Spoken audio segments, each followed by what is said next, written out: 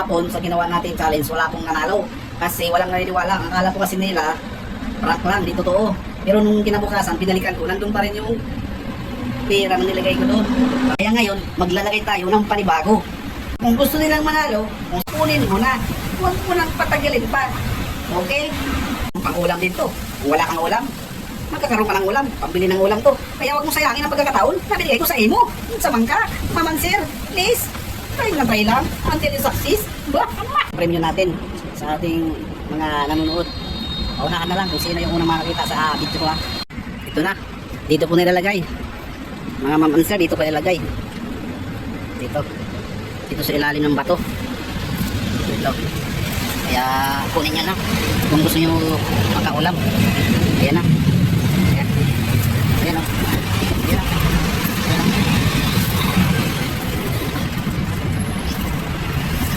Ayan, nako ko na.